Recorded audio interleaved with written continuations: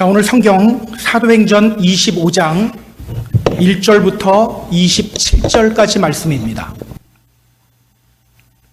사도행전 25장 1절부터 27절까지 말씀. 지금 우리가 함께 한 목소리를 읽을 부분은요, 10절, 11절, 12절, 일단 이 세 절을 같이 한 목소리로 읽도록 하겠습니다. 같이 읽습니다. 바울이 이르되 내가 가이사의 재판자리에 섰으니 마땅히 거기서 신문을 받을 것이라. 당신도 잘 아시는 바와 같이 내가 유대인들에게 불의를 행한 일이 없나이다. 만일 내가 불의를 행하여 무슨 죽을 죄를 지었으면 죽기를 사양하지 아니할 것이나, 만일 이 사람들이 나를 고발하는 것이 다 사실이 아니면 아무도 나를 그들에게 내줄 수 없나이다. 내가 가이사께 상소하노라 한데 베스도가 배석자들과 상의하고 이르되 내가 가이사에게 상소하였으니 가이사에게 갈 것이라 하니라. 아멘. 지난 주일에 우리는 로마 총독 벨릭스 앞에서 재판받는 바울의 모습을 보았습니다. 벨릭스는요, 유대 종교 지도자들의 손을 들어주지 않았어요. 판결을 보류했습니다. 그 이유가 뭐였죠? 성경은요, 그 재판 후에 벨릭스가 무엇을 했는지에 대해서 말해요. 사도행전 24장 24절에 나오죠. 수일 후에 벨릭스가 그 안에 유대 여자 두루실라와 함께 와서 바울을 불러 그리스도 예수 믿는 도를 듣거늘. 재판이 끝난 후에 그는 그의 아내와 함께 바울을 불러서 복음을 들었어요. 그러니까 그는요, 당당하고 침착하게 자신을 변론하는 바울을 보면서 복음 듣고 싶다, 복음 듣기를 원했던 거예요. 때문에 유대 종교 지도자들의 손을 들어주지 않았던 거예요. 그런데 안타까운 일이 벌어졌죠. 분명 그는 복음 듣기를 원했어요. 그리고 말씀을 들었습니다. 바울이 전하는 복음 듣고 마음의 찔림도 받았어요. 그러나 결국 그는 복음 듣기를 외면해버렸습니다. 성경은요, 그 이유에 대해서 이렇게 말해요. 동시에 그는 바울에게서 돈을 받을까 바랬다. 벨릭스가 유대인의 마음을 얻고자 하여 바울을 구류하여 두었다. 분명 그는요, 복음 듣기를 원했어요. 그러나 동시에 돈과 인기에 대한 욕심도 있었던 거예요. 그 결과 복음을 외면하게 된 겁니다. 그렇게 그는요, 2년 동안 바울을 구류하여 두었습니다. 그리고 그동안 베스도라는 신임 총독이 가이사랴로 오게 되었어요. 자, 오늘 본문은요, 또 재판이에요. 바울이 신임 총독 베스도와 당시 유대의 분봉왕인 헤롯 아그리빠 앞에서 재판을 받은 사건을 다루고 있습니다. 사실 이 재판은요, 사도행전 26장까지 쭉 이어져요. 따라서 우리는 이 재판을 2주에 걸쳐서 볼 겁니다. 여러분도 힘들죠? 저도 힘들어요. 자, 오늘 본문을 통해서 성경이 우리에게 전하는 메시지는 뭘까요? 오늘 본문을 보면서 우리 같이 확인해 보도록 하겠습니다. 자, 본문으로 들어갈게요. 1절. 자, 1절 같이 읽습니다. 베스도가 부임한 지 3일 후에 가이사랴에서 예루살렘으로 올라가니. 자, 신임 총독 베스도가 유다 지방을 관할하는 총독으로 임명받아서 가이사랴로 왔어요. 그런데 성경은요, 그가 가이사랴에 도착한 지 딱 3일 만에 예루살렘으로 갔다고 말해요. 온 지 3일 만에 예루살렘으로 갔다. 그는 왜 이렇게 급하게 예루살렘으로 갔을까요? 새로운 곳으로 이사를 왔어요. 얼마나 해야 할 일들이 많습니까? 이삿짐도 풀어야 되고요. 유다 지역을 관할하는 총독으로서 업무 파악도 해야 합니다. 그런데 그는요, 가이사랴에 도착하자마자 3일 만에 예루살렘으로 갔어요. 그야말로 이삿짐도 다 풀기 전에 간 거예요. 왜일까요? 왜일까? 자, 지난 주일에 말씀드렸습니다. 전임 총독 벨릭스라는 사람은요, 매우 잔인하고 폭력적인 사람이었죠.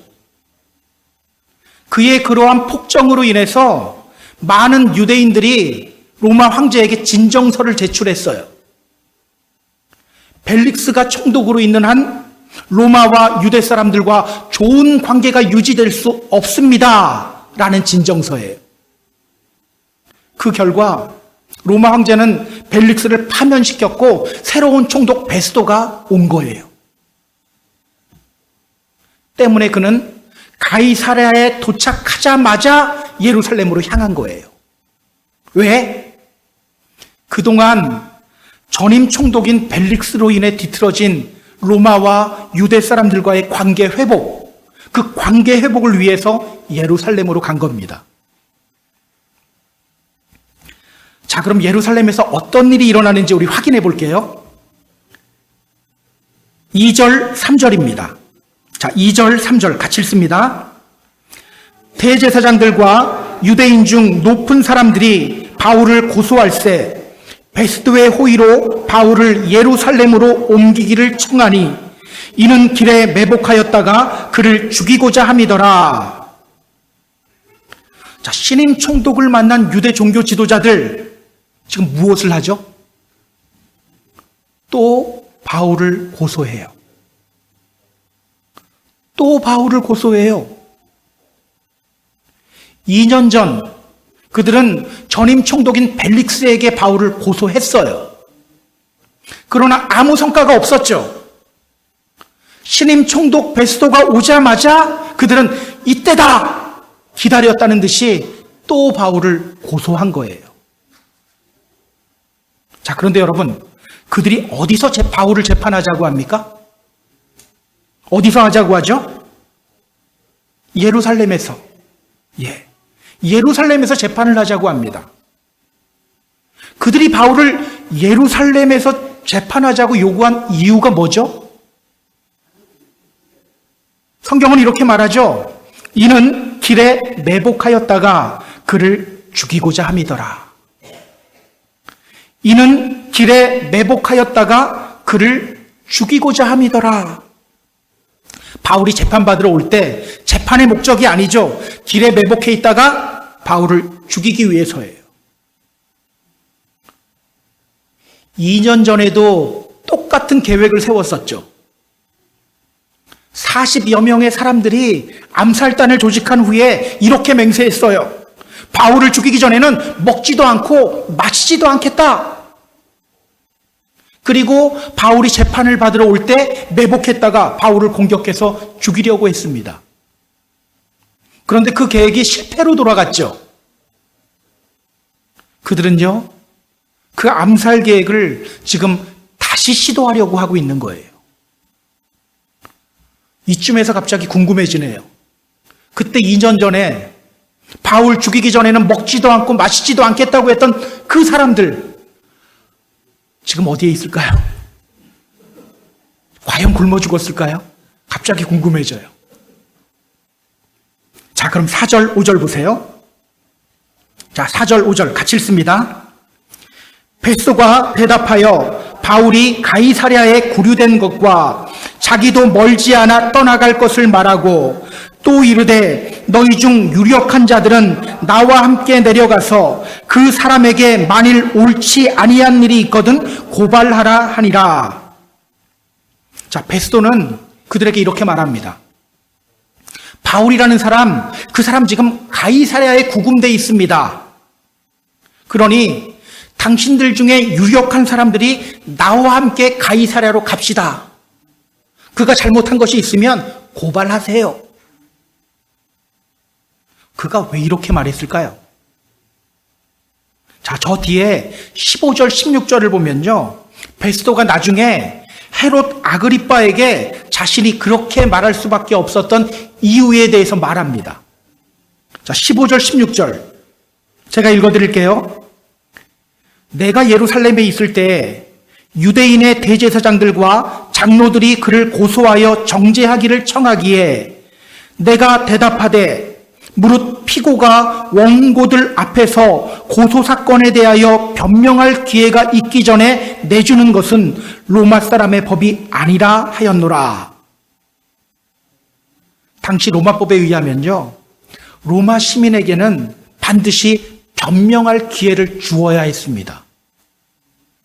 때문에 베스도는요, 그들을 달래며 말한 거예요. 바울이라는 사람 지금 가이사랴에 있습니다. 구금되어 있어요. 그러니 당신들 중에 유력한 사람들이 나와 함께 가이사랴로 갑시다. 그리고 그가 범죄한 것 있으면 고발하세요. 지금 유대 종교 지도자들은요, 신임 총독 베스도에게 부당한 요구를 하고 있죠. 이 베스도의 첫 번째 임무가 뭡니까? 유대인들과의 관계 회복이에요. 유대 종교 지도자들이 요구하는 것 가능한 이때는 들어주어야 하는 상황이에요. 그 상황을 이용해서 지금 신임 총독에게 부당한 것을 요구하고 있는 겁니다. 자, 이 사건이 어떻게 흘러가게 되는지 계속해서 성경을 볼게요. 6절, 7절, 8절입니다. 자, 6절부터 8절까지 말씀 같이 읽습니다.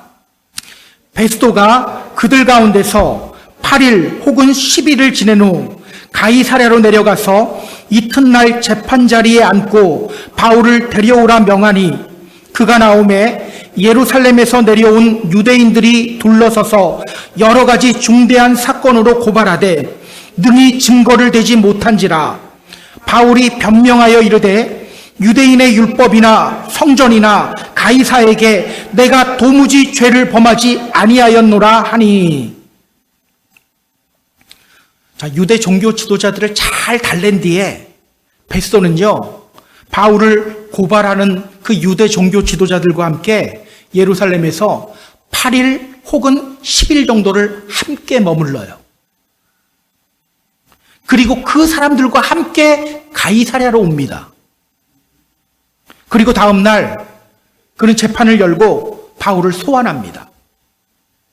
그렇게 바울의 세 번째 재판이 시작되는 거예요. 여러분, 이 재판이 공정한 재판인 것처럼 보이나요? 이 재판은요, 기울어진 운동장에서 축구 경기하는 것과 같아요. 이 재판의 재판장은 베스도입니다. 재판장은요, 중립적 위치에 서 있어야 돼요. 그러나 그는 이미 유대 종교 지도자들과 함께 시간을 보낸 상태예요. 또 유대 종교 지도자들의 요청을 들어주어야 관계가 좋아지게 되는 상황이에요. 이 재판은요, 절대로 공정한 재판이 될 수가 없어요. 지금 재판장이 저쪽 편이에요. 자, 이제 유대 종교 지도자들의 고발이 시작됩니다. 성경은 이렇게 말합니다. 유대인들이 둘러서서 여러 가지 중대한 사건으로 고발했다. 여러 가지 중대한 사건으로 고발했다. 그들은 어떤 죄목으로 바울을 고발했을까요? 지난주에 우리가 봤어요. 2년 전에 세 가지 제목으로 바울을 고발했었죠. 첫째, 이 사람은 전염병과 같은 사람입니다. 천하에 흩어진 유대인들을 다 소요하게 하는 사람입니다. 폭동을 일으키는 사람이라는 제목이었어요. 둘째, 그는 나사렛 이단의 우두머리입니다. 셋째, 그가 또 성전을 더럽히려고 했습니다. 지금도 아마 그 죄목으로 바울을 고발했을 거예요. 자, 그런데 성경은 이렇게 말합니다. 능히 증거를 대지 못한지라. 능히 증거를 대지 못했다. 이 부분을 묵상하는데요, 시편 27편 말씀이 생각나요. 다윗이 이렇게 고백했죠.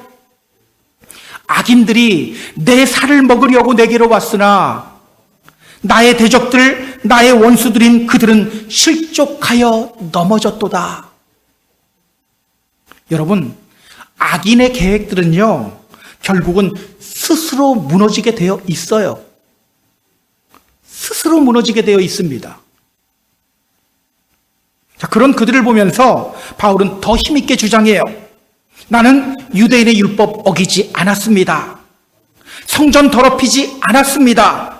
로마 황제 가이사에게도 죄를 범하지 않았습니다. 여러분, 지금 이 광경을 베스도가 지켜보고 있잖아요. 베스도에게 어떤 생각이 들었을까요? 이 광경을 지켜보는 베스도에게 어떤 생각이 들었을까요? 그걸 왜 저에게 묻습니까? 이런 눈으로 저를 보면 안 돼요. 성경에 나와 있기 때문에 물은 거예요. 자, 18절, 19절을 보면요, 이때 그가 어떤 생각을 했는지가 나와요. 자, 나중에 그가 헤롯 왕에게 이렇게 말합니다. 18절, 19절 같이 읽어볼까요? 원고들이 서서 내가 짐작하던 것 같은 악행의 혐의는 하나도 제시하지 아니하고 오직 자기들의 종교와 또는 예수라 하는 이가 죽은 것을 살아있다고 바울이 주장하는 그 일에 관한 문제로 고발하는 것뿐이라. 지금 베스도는요, 어떻게든 유대 종교 지도자들의 요청을 들어주고 싶어요. 그런데 들어줄 수가 없어요. 왜? 그가 보기에도 바울에게 죄가 없었거든요. 여러분, 이 유대 종교 지도자들을 보며 어떤 생각이 듭니까? 저는요, 이 장면을 읽을 때 저도 모르게 이 말이 툭 튀어나왔어요. 아유, 참 징글징글하다. 징글징글하다. 너무 제가 과격한 표현을 썼나요? 정말 징글징글하지 않습니까? 처음에는요, 이 사람들 보면서 좀 안타까운 마음이 들었어요. 그런데 이제는 이런 생각이 들어요. 보기 흉하다. 흉하다. 사람들이 바울 죽이려고 성전에서 끌어냈지만 바울 죽이지 못했죠. 사내들인 공회에서 바울 죽이기로 결의하려고 했지만 사내들인 공회도 무산되어 버렸어요. 암살단 조직해서 바울을 죽이려고 했는데 그것도 물거품으로 돌아갔어요. 더둘로라는 변호사를 앞세워서 바울을 총독에게 고발했지만 그것도 실패로 돌아갔어요. 다 실패로 돌아갔잖아요. 그럼에도 불구하고 그들은 여전히 포기하지 않고 있어요.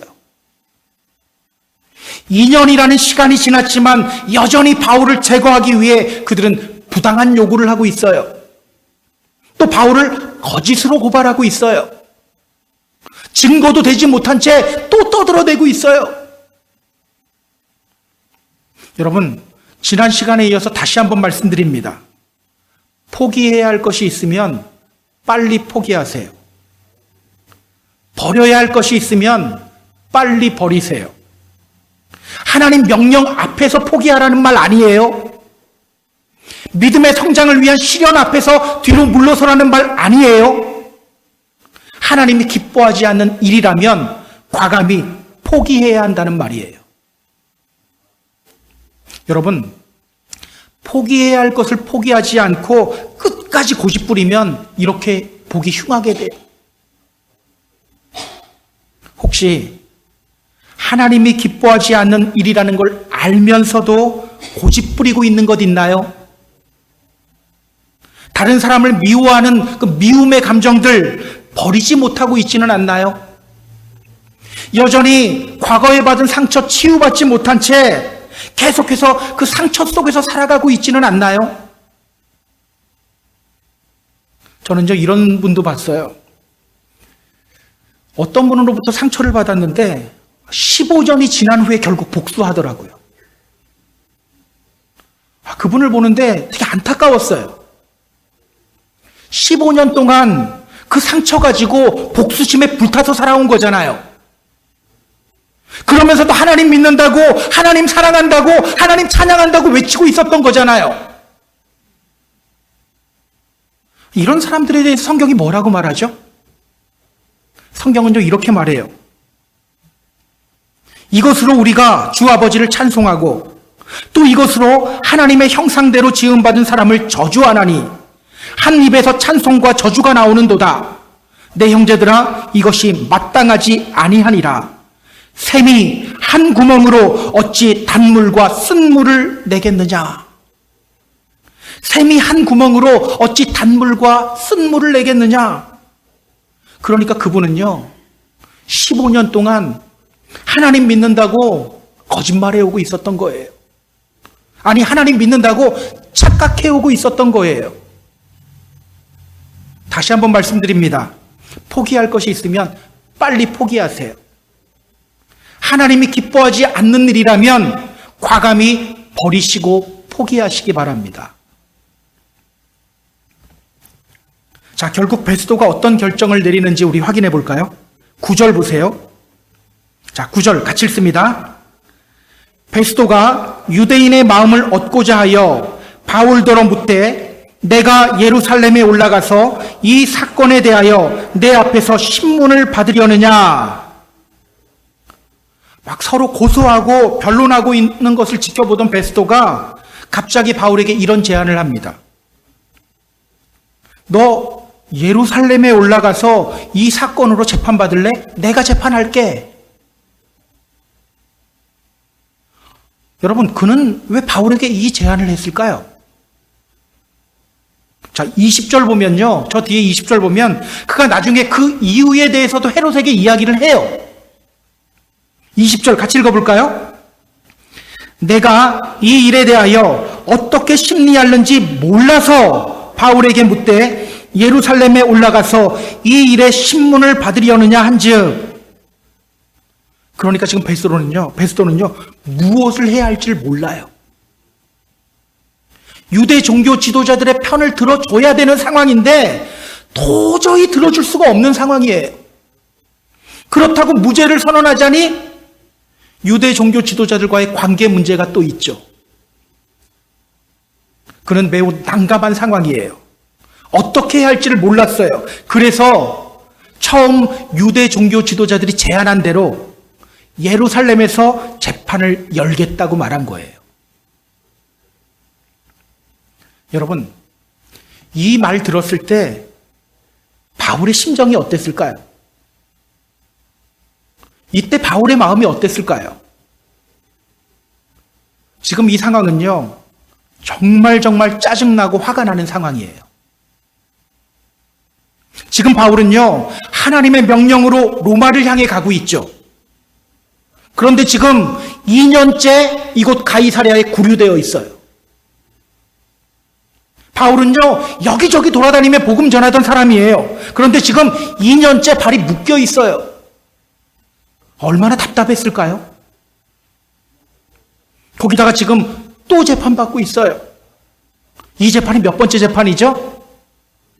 몇 번째? 세 번째. 답도 알려줍니다. 세 번째 재판이에요. 유대 종교 지도자들은요, 또 똑같은 제목으로 자기를 고소하고 있어요. 또 똑같은 말을 반복해야 하는 상황이에요.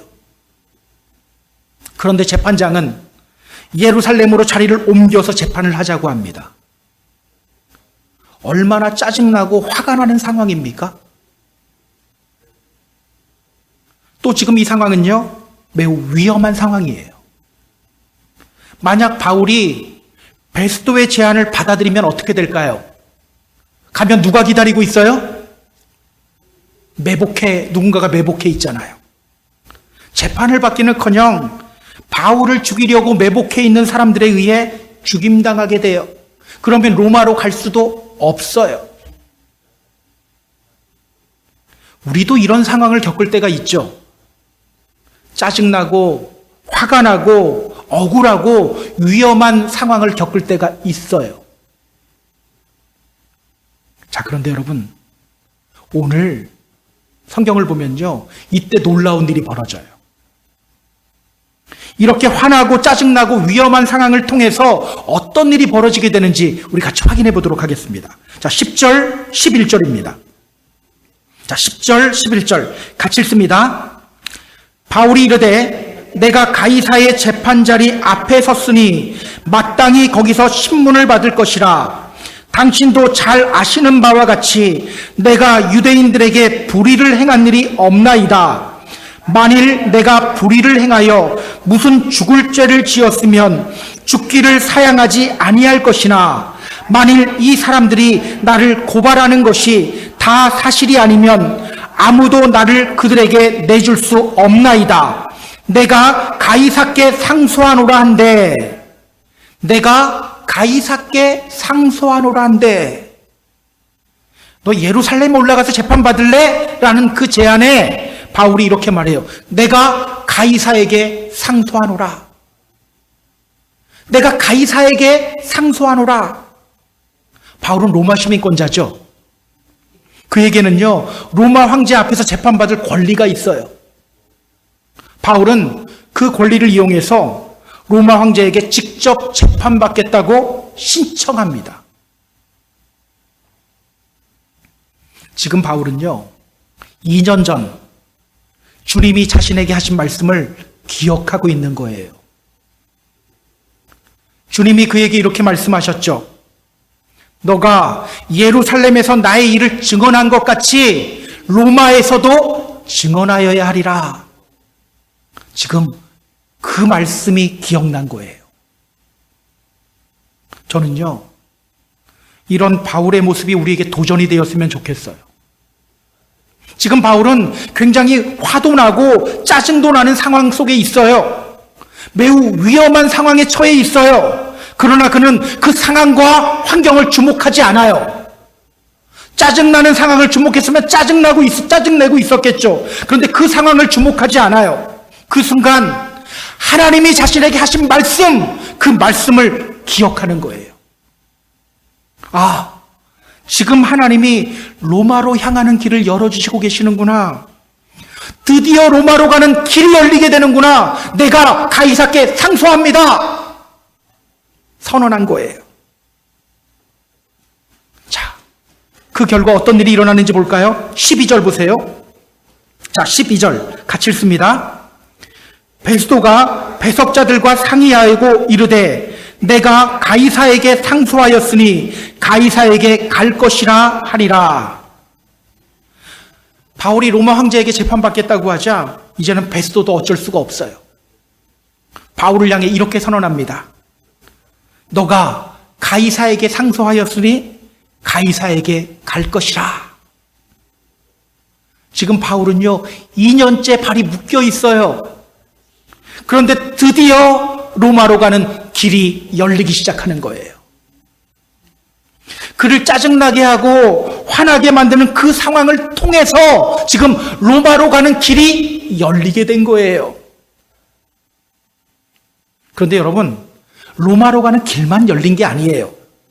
우리 13절 볼까요? 자, 13절 같이 읽습니다. 수일 후에 아그리빠 왕과 버니게가 베스도에게 문안하러 가이사랴에 와서, 새로운 총독이 부임했다는 소식을 듣고 유다 지역을 다스리는 분봉왕인 헤롯 아그리빠, 정확히 말하면 헤롯 아그리빠 2세예요. 그가 그의 아내 버니게와 함께 총독을 찾아옵니다. 그때 베스도는요, 그동안 있었던 일을 이야기하면서 바울을 헤로당 앞에 세워요. 그 이유에 대해서 베스도는 이렇게 말합니다. 27절에 나와요. 그 제목도 밝히지 아니하고 죄수를 보내는 것이 무리한 일인 줄 아나이다 하였더라. 로마 황제에게 바울을 보내야 되는데 아무리 찾아도 죄명을 발견하지 못하겠어요. 그래서 죄목이라도 하나 붙이기 위해서 헤로당 앞에 바울을 세워요. 여러분, 이 장면을 볼 때 우리 그냥 지나가면 안 돼요. 이 장면을 보면서 우리는요, 전율을 느껴야 돼요. 왜 그런지 아세요? 여러분, 주님이 바울을 부르시면서 하신 말씀이 있죠. 그게 뭐죠? 주님이 바울을 부르시면서 하신 말씀 기억나세요? 자, 기억이 안 나면 성경 찾아보면 됩니다. 사도행전 9장 15절 찾아보세요.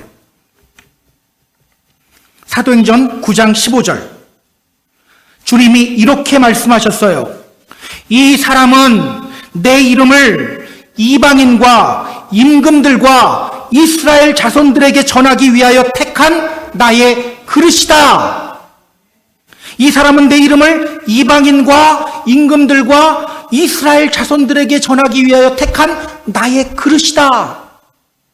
지금까지 바울은요, 이방인들에게 복음 전했어요. 이스라엘 자손들에게도 복음 전했어요. 이제 누구 남았어요? 임금들. 지금 그 기회가 생겼죠. 헤롯 왕이 바울이 간 게 아니에요. 자기 발로 찾아왔어요. 왕에게도 복음 전할 기회가 생긴 거예요. 지금까지 2년 동안 3번의 재판을 받으며 이곳에 묶여 있었던 이유가 있었던 거예요. 이 경험이 있었기에 나중에 바울은요, 빌립보서 1장 12절에서 이렇게 말합니다. 내가 당한 일이 도리어 복음의 진전이 되었다. 내가 당한 그 고통의 일이 오히려 복음의 진전을 가져다 주었다. 바울이 헤롯 아그리빠 앞에서 복음 전하는 장면은요, 다음 주일에 우리가 살펴볼 거예요. 기억하세요. 하나님은요, 때로 이런 방법으로 우리를 인도하시기도 하십니다. 우리는 종종 우리를 짜증나게 하는 상황에 직면합니다. 화가 나는 상황에 직면하기도 합니다. 일이 잘 풀리지 않을 때도 있어요. 누군가로부터 공격당할 때도 있어요.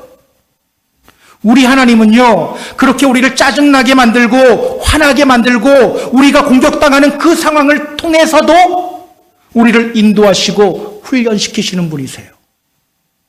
다시 한번 말씀드립니다. 우리 하나님은요, 우리가 짜증나는 상황, 화가 나는 상황, 또 우리가 누군가로부터 공격당하는 그 상황을 통해서도 우리를 인도하시고 우리를 훈련시키시는 분이세요. 제가 이 부분을 묵상하면서 저를 한번 돌아봤어요. 하나님은 나를 그 짜증나는 상황을 통해서 나를 어떻게 인도하셨을까를 한번 묵상해 봤어요. 묵상하다 보니까 제가 이거 펜사콜라에 온 지 벌써 8년이 되었더라고요. 사실 이곳에 올 때 저는요, 어떤 분 때문에 좀 상처를 받았었어요. 상처받은 채 이곳에 왔었어요. 앞에서는 굉장히 잘 대해줬거든요. 막 목사님 했는데 뒤에서는 정말 온갖 저에 대해서 안 좋은 말들을 하고 다녔더라고요. 어떤 일을 부풀리는 정도가 아니라 그냥 아예 없는 말들을 만들어냈어요.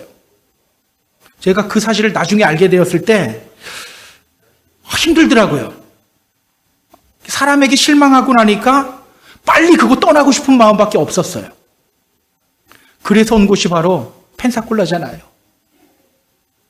여러분, 제가 나는 개척교회 소명이 있는 사람이야, 그 마음이 없었던 건 아니에요. 근데 사실 그게 우선은 아니었어요. 왜냐하면 저 서울 신림동에서 개척교회 담임 목사 했거든요. 다시는 하기 싫었었어요. 그런데요, 이곳 펜사콜라에 와서 여러분 만나게 된 거예요. 갑자기 이런 생각이 들더라고요. 그분 참 고맙네. 그분 때문에 내가 여기 왔잖아. 그분 때문에 내가 이렇게 좋은 분들 만나게 되었잖아. 그렇다고 여러분, 그분이 보고 싶다 이런 건 아닙니다. 예. 저는 아직 그 정도로 괜찮은 사람은 아니에요. 그냥 고마운 마음이 들었다는 거예요. 이렇게 우리 하나님은요, 나를 모함하는 그 사람을 통해서도 나를 인도하셔요. 선한 길로 인도하셔요. 그래서 로마서 8장 28절 이렇게 말하죠. 우리가 알거니와 하나님을 사랑하는 자 곧 그의 뜻대로 부르심을 입은 자들에게는 모든 것이 합력하여 선을 이루느니라. 우리가 알거니와 하나님을 사랑하는 자, 곧 그의 뜻대로 부르심을 입은 자들에게는 모든 것이 합력하여 뭐를 이룬다고요? 선을 이룬다. 모든 것이 합력하여 선을 이룬다. 원래는요, 이렇게 번역해야 돼요. 모든 것이 선을 위해 함께 역사한다. 모든 것이 선을 위해서 함께 역사한다. 우리 이 말씀을 이렇게 오해하는 분들이 있더라고요. 믿음의 성도들은 모든 일이 술술 다 잘 풀려. 하는 일마다 잘 될 수밖에 없어. 단순히 그런 뜻이 아니에요. 우리에게 오는 상황, 그것이 좋은 상황이든지 좋지 않은 상황이든지 그 모든 상황을 통해서 하나님은 당신의 뜻을 이루시고 우리를 선한 길로 인도하신다는 뜻이에요. 기억하세요. 우리 하나님은요, 모든 것을 합력하여 선을 이루시는 분이십니다. 그렇다면 여러분, 짜증날 때, 화날 때, 억울할 때, 그때 우리가 실천해야 할 것이 뭡니까? 나를 짜증나게 하는 그 상황을 계속해서 묵상해야 될까요? 나를 화나게 하는 그 사람을 계속해서 묵상해야 될까요? 아니죠. 주님을 묵상해야 되는 거예요. 하나님의 음성 듣기 위해 귀를 기울여야 되는 거예요. 여러분, 단순히 감정 컨트롤하라는 말 아닙니다. 짜증나고 화나는데 그래, 나는 짜증나지 않아, 화나지 않아, 참을 수 있어. 그러다가 나중에 이렇게 폭발하게 돼요. 그런 식으로 자기 체면 걸면서 자기 감정 컨트롤하라는 말이 아니에요. 잠시 멈춰서서 하나님께 물으라는 말이에요. 주님, 이 상황을 통해서 주님이 저를 어떤 길로 인도하시려고 합니까? 이 상황을 통해서 주님이 저를 어떻게 훈련시키시고 계십니까? 질문만 던져도 다 해결돼요. 그때 하나님이 우리에게 놀라운 지혜를 부어주십니다. 그때 우리가 이 믿음의 길을 온전히 걸어갈 수 있게 되는 거예요. 요셉 보세요. 그는요, 형들에 의해 애굽에 팔렸어요. 보디발 아내에 의해서 억울한 누명당하고 감옥에 갇히기도 했어요. 이 정도면요, 이런 일이 계속해서 일어나면 보통은 하나님 저주예요. 하나님 찾지 않아요. 그런데 그는 그 상황 속에서도 늘 주님과 동행하는 삶을 살았죠. 감옥 안에 들어가서도 그는 하나님의 음성을 듣기 위해 몸부림쳤어요. 결국은 애굽의 총리가 되었죠. 나중에 자신을 팔았던 그 형들을 다시 만나게 되었을 때 그는 두려워하는 형들을 향해 이렇게 말합니다. 당신들은 나를 해하려고 했지만 하나님은 그것을 선으로 바꾸셨습니다. 오늘과 같이 많은 백성들의 생명을 구원하게 하셨습니다. 두려워하지 마세요. 내가 당신들과 당신들의 자녀들을 키우겠습니다. 이렇게 말하면서 오히려 형들을 위로합니다. 상처를 간직하고 있다가 복수하는 것이 아니라, 저는 이 부분 볼 때마다 항상 그랬거든요. 야, 애굽의 총리가 딱 되자마자 보디발 아내에게 가장 먼저 찾아가면 얼마나 속이 후련할까? 저만 이런 생각한 거 아니죠? 네. 근데 그는요, 상처 간직하고 있다가 복수하는 것이 아니라 오히려 형들을 위로해요. 어려움 속에서, 고난 중에서 하나님의 음성에 귀를 기울일 때 여러분, 우리에게도 이런 일이 일어나게 됩니다. 이제 말씀을 정리할게요. 우리 사랑하는 펜사콜라 한인교회 성도 여러분, 혹시 여전히 포기하고 버려야 할 것 버리지 못하고 있는 분 있나요? 혹시 오늘 누군가에 대한 미움 버리지 못하고 있는 분 있나요? 하나님이 기뻐하지 않는 일이라면 과감히 포기하고 버리시기를 결단하는 이 시간이 되었으면 좋겠어요.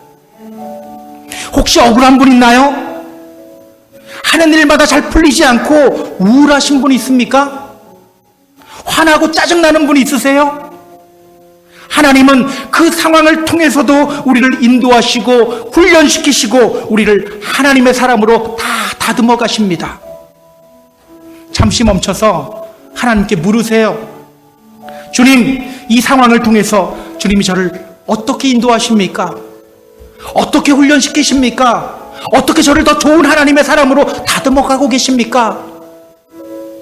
묻는 순간 하나님이 지혜 부어주실 거예요. 하나님이 새 길을 보여주실 겁니다.